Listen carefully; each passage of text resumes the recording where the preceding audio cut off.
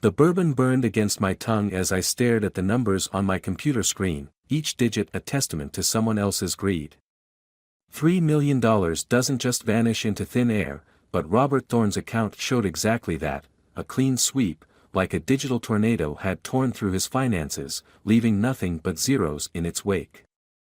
I'm Leonard Chase, and after 15 years as a private investigator in Chicago, I thought I'd seen every flavor of financial fraud imaginable. The desperate spouse siphoning funds before filing for divorce. The gambling addict draining the family savings. The white-collar criminal trying to hide their tracks. But something about this case felt different from the moment Thorne walked into my office, his Italian suit unable to mask the rage simmering beneath his polished exterior.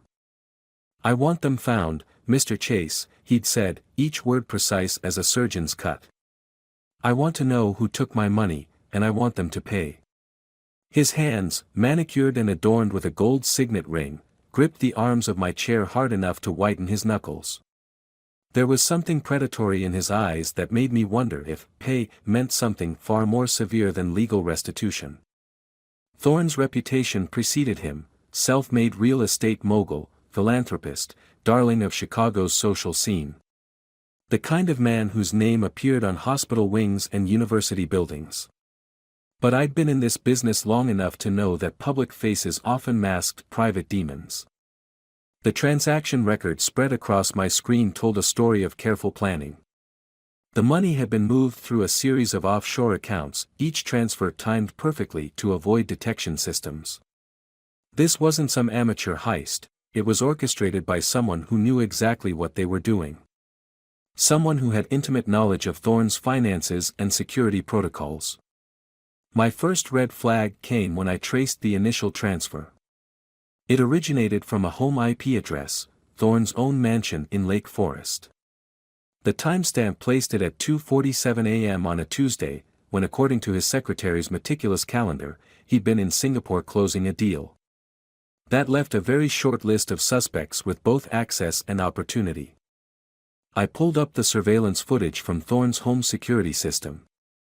The cameras caught Catherine Thorne, his wife of 20 years, in his study that night. She moved with purpose, no hesitation in her keystrokes as she accessed his computer. Not the behavior of someone acting on impulse or under duress. Catherine Thorne, former investment banker, now devoted to running various charitable foundations. Every background check I'd run showed her to be above reproach. Which made her apparent theft all the more intriguing. People don't just wake up one day and decide to steal $3 million without a damn good reason. I was about to close my laptop when a news alert caught my eye. Another real estate developer, Marcus Chen, had been found dead in his garage, apparent suicide. The name tickled something in my memory. I pulled up Thorne's business records again, and there it was. Chen had been involved in several joint ventures with Thorne over the past decade, all of which had ended abruptly. My phone buzzed, a text from an unknown number. "What he told you isn't the whole story. Meet me at the lakefront trail near Diversey Harbor. 10 p.m. tonight. Come alone. K." I stared at the message, weighing my options. Meeting a potential suspect alone at night went against every protocol I'd established over my career. But something in my gut told me Catherine Thorne wasn't just another wealthy wife with expensive taste and loose morals. The bourbon in my glass caught the late afternoon light, amber turning to blood red as the sun set over the city. I had a client who'd paid me a generous retainer to find his missing millions. Professional ethics said my loyalty belonged to him. But 15 years of digging through other people's secrets had taught me that the truth rarely aligned with the initial contract. I saved the surveillance footage to an encrypted drive and cleared my browser history. If I was going to step into whatever web Catherine Thorne was weaving, I needed insurance. The night was falling over Chicago, the city's lights beginning to twinkle like stars reflected in broken glass. By morning, I had a feeling my simple fraud investigation would turn into something far more dangerous. As I locked my office and headed for my car, I couldn't shake the image of Robert Thorne's eyes, cold, calculating, utterly devoid of the desperation you'd expect from someone who just lost millions. It made me wonder who the real predator was in this game. I checked my gun, making sure it was secure in its shoulder holster. Something told me I'd be needing it before this case was closed. The lake wind cut through my jacket like shards of ice as I waited at Diversey Harbor. Chicago's nighttime skyline reflected off the water, a glittering facade hiding the city's darker truths, much like the woman emerging from the shadows ahead of me. Catherine Thorne moved with the precise grace of someone accustomed to being watched, her dark coat billowing around her like a shield of armor. "Mr. Chase." Her voice carried none of the desperation I'd expected from someone who just committed grand theft. Instead, I heard steel beneath the cultured tones, the voice of someone who'd calculated every risk and chosen their path with deliberate intent. "Thank you for coming alone, Mrs. Thorne." I kept my distance, noting how her eyes constantly scanned our surroundings. $3 million is quite a withdrawal. Care to explain why I shouldn't call your husband right now? She laughed, but the sound held no warmth.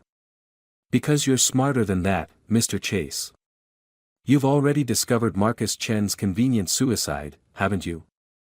Did you also find Thomas Reed's fatal car accident last month? Or James Morrison's mysterious drowning during his Caribbean vacation?" Each name hit me like a body blow. I'd seen them all in Thorne's business records, former partners whose relationships with him had ended abruptly. "You're suggesting these weren't accidents?" "I'm suggesting my husband is very good at making problems disappear." Catherine pulled out a phone, her fingers flying over the screen. 3 days ago, I received this. She handed me the device, displaying a video that made my blood run cold. The footage showed a teenage girl, likely Catherine's daughter Emma, entering what looked like an upscale hotel. The next clip showed her leaving hours later, visibly distressed. The final frame captured a man following her out, his face obscured but his bearing unmistakable. "Robert Thorne. That's your daughter." The pieces began shifting in my mind, forming a darker picture. What was she doing there? Meeting someone who claimed to have evidence about her father's business practices. Catherine's composure cracked slightly, raw pain bleeding through. They threatened to release documentation proving Robert's involvement in money laundering, extortion, and worse. Emma thought she could handle it herself, protect the family name. She didn't realize she was walking into her father's trap. The implications turned my stomach. Thorne set up his own daughter. He needed to know if she'd discovered his secrets. When he confirmed she had proof. Catherine's hands clenched into fists. The next day, he started moving money between accounts. Large sums, being consolidated for something. I've seen this pattern before, right before his problems met with unfortunate accidents. The harbor waves lapped against the shore, their rhythm like a funeral dirge. "So you took the money to protect her?" "I took it because I know my husband, Mr. Chase. Once he eliminates a threat, he ensures there are no loose ends. No witnesses. Not even family." Her eyes met mine, filled with a mother's fierce determination. "Emma doesn't know what her father really is. She only knows someone's threatening our family. I plan to keep it that way while I get her somewhere safe." I thought of Thorne's predatory gaze in my office, the casual way he'd spoken about making someone pay. "You realize if this is true, I'm obligated to report it. Are you?" Catherine stepped closer, her perfume carrying notes of jasmine and something darker. "Robert hired you to find his money, not investigate his business practices. Start pulling those threads, and you might find yourself added to his list of unfortunate accidents." She wasn't wrong. I'd seen how wealthy men like Thorne operated, how they maintained their empires through carefully cultivated relationships with law enforcement and judiciary. Even with evidence, bringing him down would be nearly impossible. "I need proof," I said finally. "Not just about the money laundering, but about Chen and the others. Something concrete that ties it all together."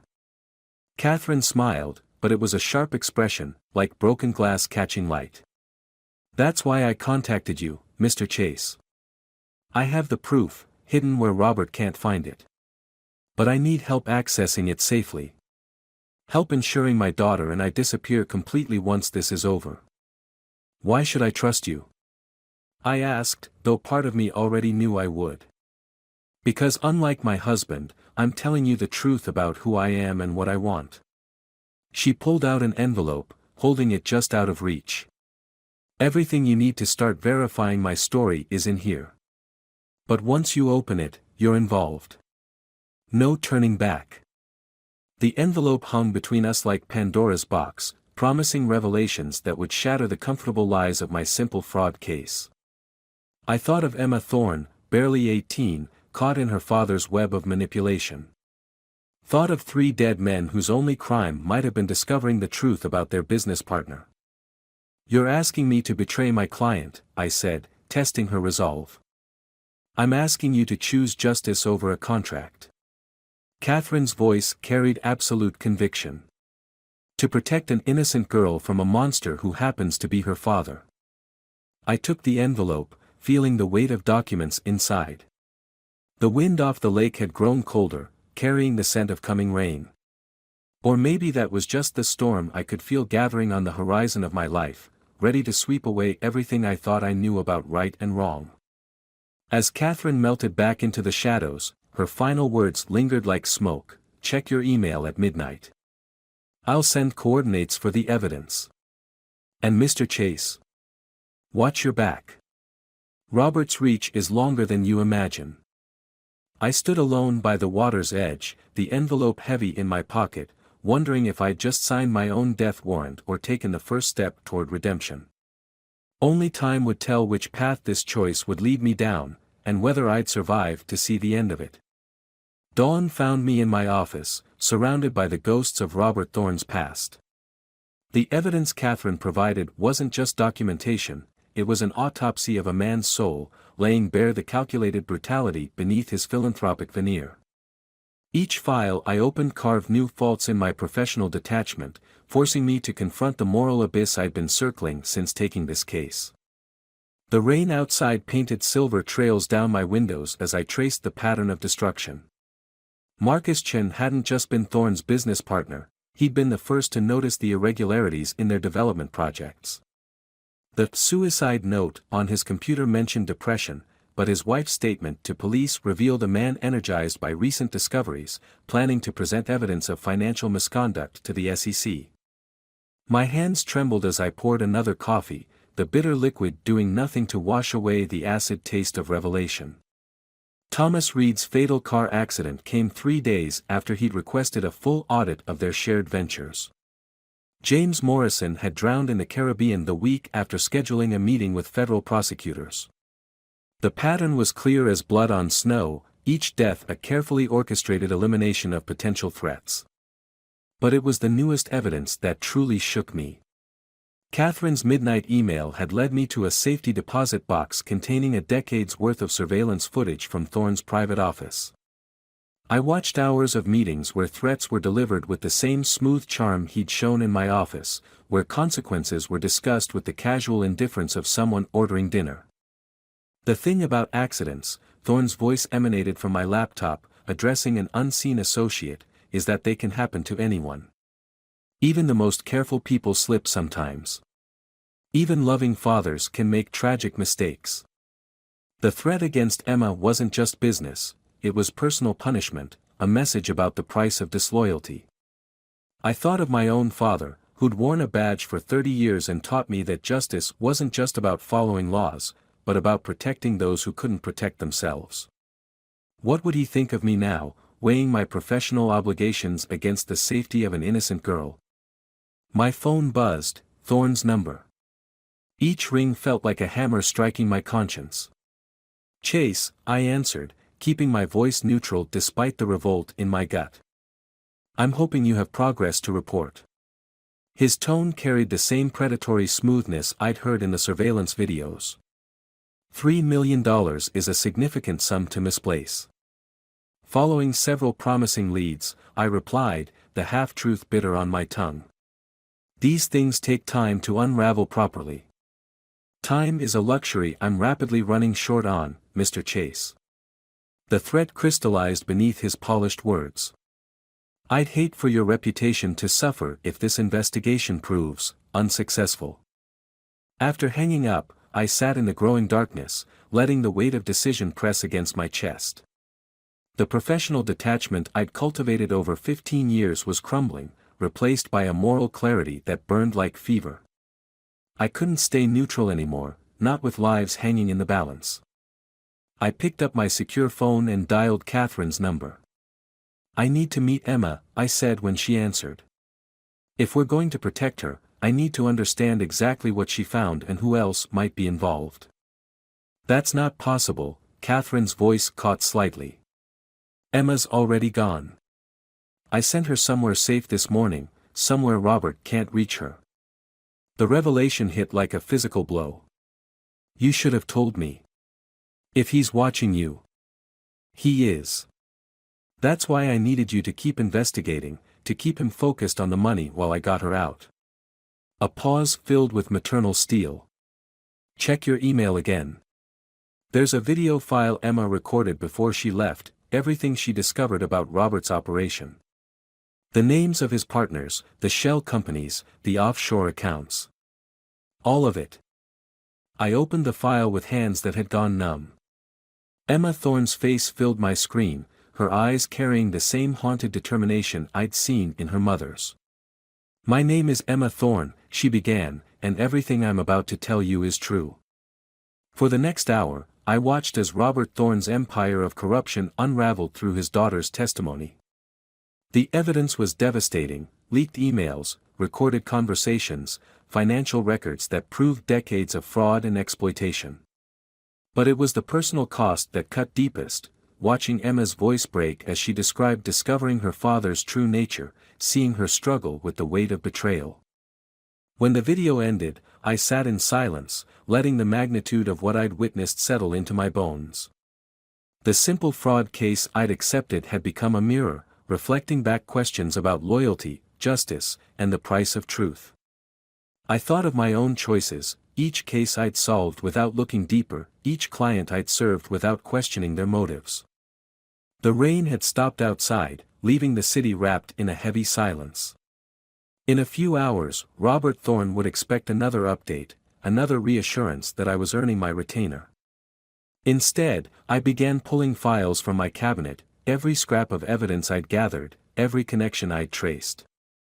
It was time to stop being an observer and become something else entirely. My father had another saying: sometimes doing the right thing means walking away from everything you thought you were. As I began laying out the pieces of what would become either my redemption or my downfall, I finally understood what he meant. The weight of betrayal settles differently when you're the betrayer. I felt it with every step through Chicago's rain-slick streets, the evidence against Robert Thorne burning in my briefcase like phosphorus.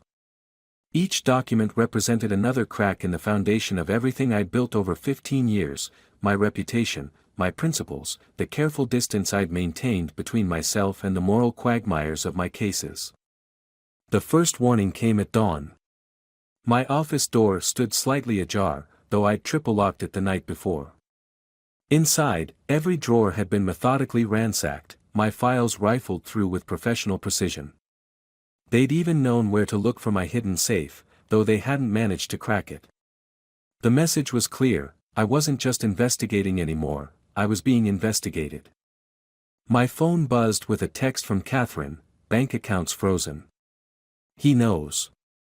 2 simple sentences that changed everything. Robert Thorne was making his move, methodically closing the net around his wife and daughter. I thought of Emma's face in that video confession, the way her voice had trembled when describing her father's empire of corruption. She'd shown more courage in facing the truth than I had in 15 years of looking the other way. The second warning arrived as I was leaving a meeting with an old contact at the FBI.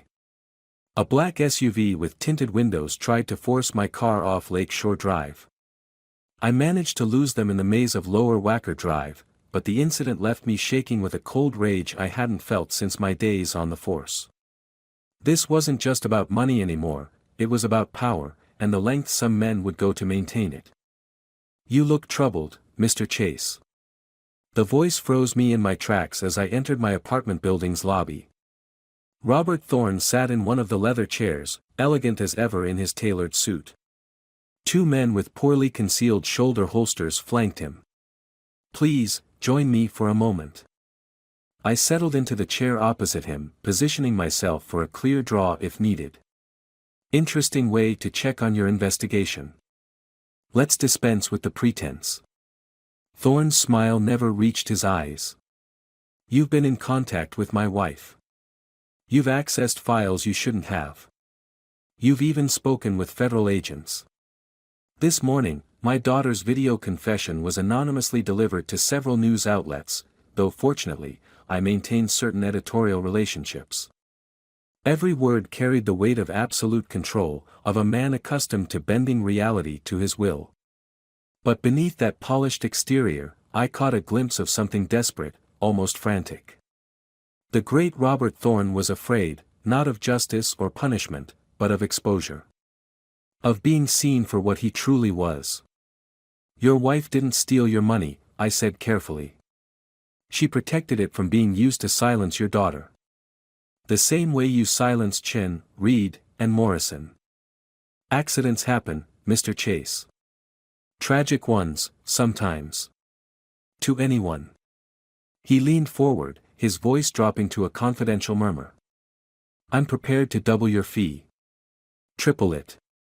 All you have to do is forget everything you've learned. Give me the evidence you've gathered, tell me where Catherine and Emma are hiding, and walk away a wealthy man." The offer hung in the air between us, heavy with temptation and threat.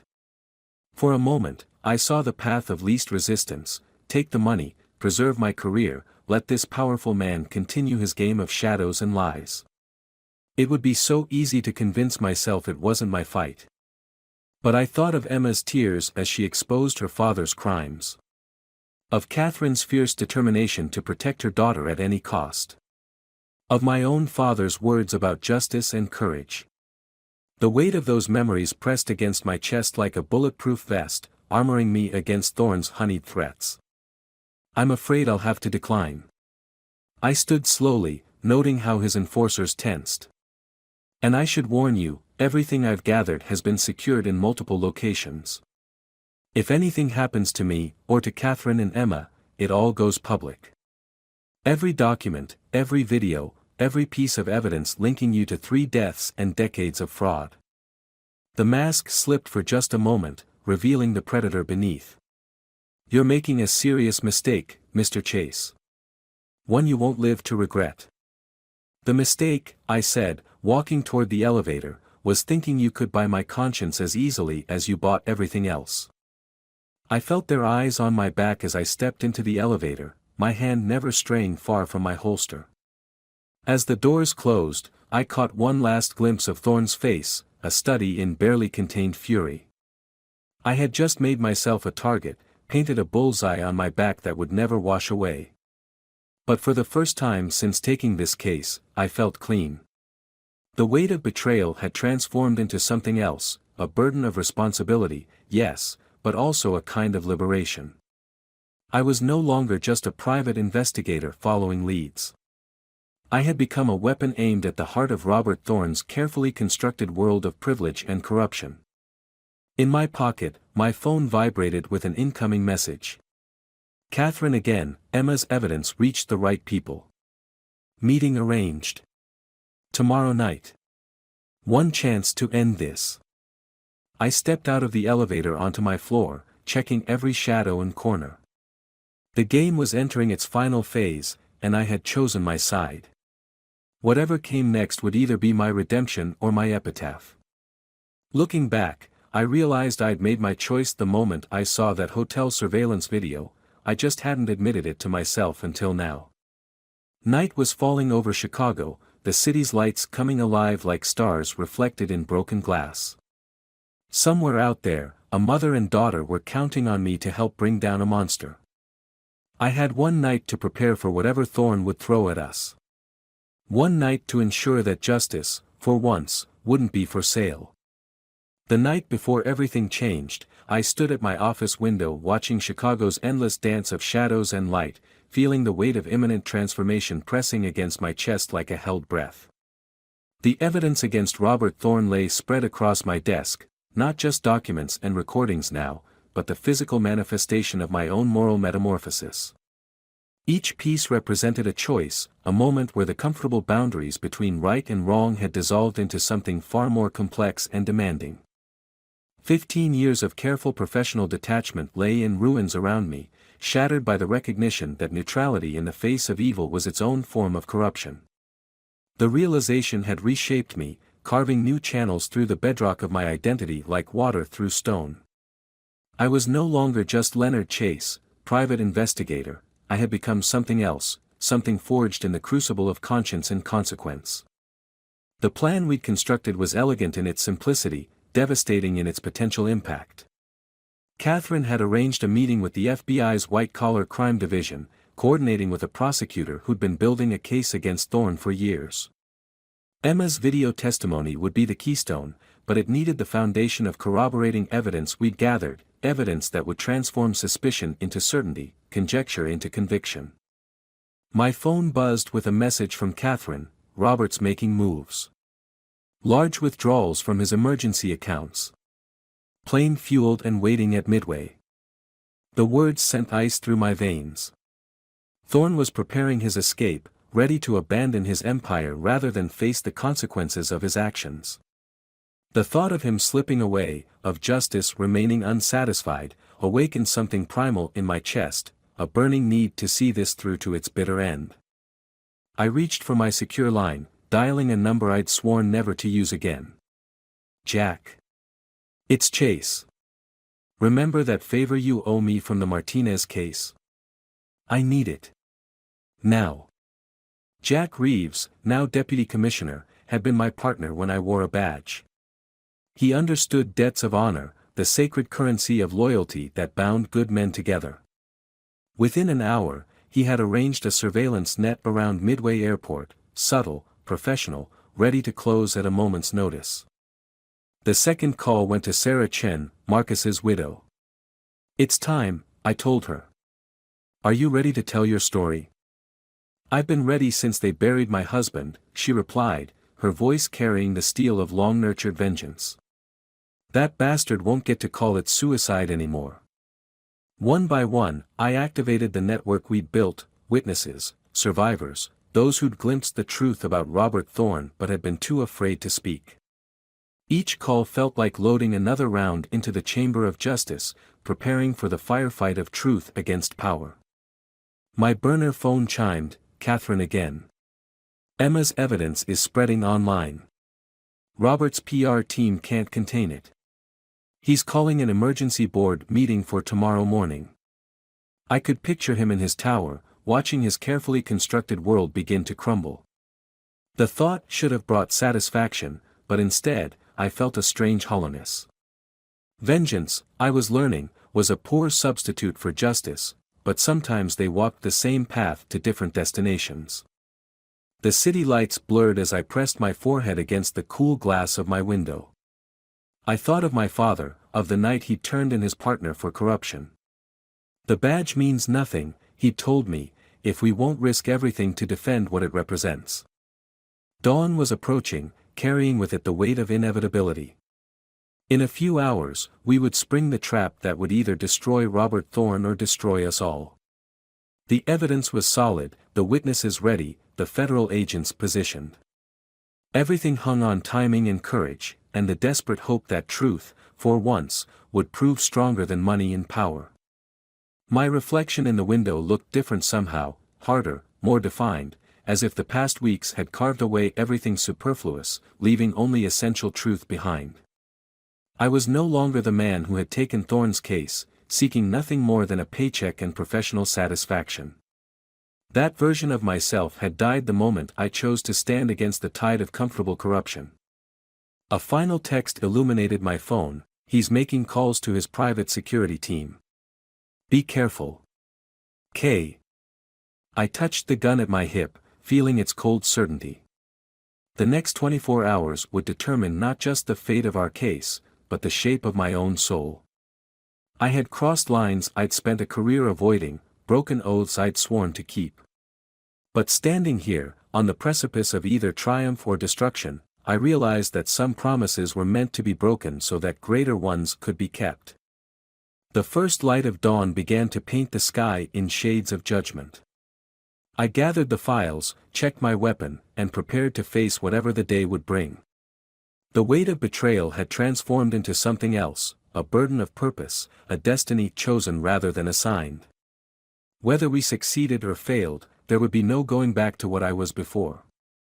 Chicago was awakening around me, unaware that its foundations of power were about to shift. Somewhere in that urban maze, Robert Thorne was preparing his final moves, unaware that his game of shadows was about to be exposed to merciless light. The thought steadied me, gave purpose to each breath and movement. It was time to become the weapon that justice demanded, to transform professional ethics into something larger and more demanding. The sky continued to brighten, each ray of light feeling like a promise of revelation to come. Time crystallizes differently in moments of truth. Each second stretches like glass being pulled from flame, delicate and dangerous, ready to either shape into something beautiful or shatter into irreparable shards. I felt this acutely as I watched Robert Thorne stride into his corporate boardroom, his usual mask of confidence betraying hairline fractures of desperation around the edges. The morning sun painted Chicago's skyline in shades of merciless revelation, streaming through the floor-to-ceiling windows of Thorne Tower's top floor. Every surface gleamed with the sterile perfection of power, but beneath that polished veneer, I could smell the rot of corruption reaching critical mass. The board members shifted uncomfortably in their leather chairs, each face a study in carefully managed concern. They'd all received copies of Emma's video testimony that morning, along with detailed documentation of decades of fraud and manipulation. I stood in the shadows near the back wall, no longer just an investigator but a catalyst for the avalanche of truth about to descend. The weight of my gun pressed against my ribs like a reminder of mortality, both Thorne's and my own. His security team had tried to stop me at the lobby, but Deputy Commissioner Reeves' badge had guaranteed my access to this moment of reckoning. "Ladies and gentlemen," Thorne began, his voice carrying that practiced tone of authority that had sealed so many deadly deals. "I assure you, these malicious allegations are nothing more than a coordinated attack on our company's reputation." The boardroom doors swung open. Catherine Thorne entered first, elegant as Arctic ice and twice as deadly. Behind her came the FBI's Financial Crimes Task Force, led by Special Agent Diana Martinez, a woman who'd spent 3 years building a case against Thorne, waiting for precisely this moment. "Robert Thorne," Martinez's voice cut through the room's tension like a blade. "You're under arrest for fraud, money laundering, and conspiracy to commit murder." The transformation that rippled across Thorne's face carved itself into my memory, the precise moment when certainty of power dissolved into the terror of consequence. His hand twitched toward his jacket, where I knew he carried a small-caliber pistol. I had my weapon half-drawn before his security team could move. "I wouldn't," I said softly, letting him see the absolute certainty in my eyes. "Your empire's fallen, Thorne. Don't add dying in a boardroom to your legacy." Catherine stepped forward, her presence commanding the room's attention. "The board has already voted, Robert.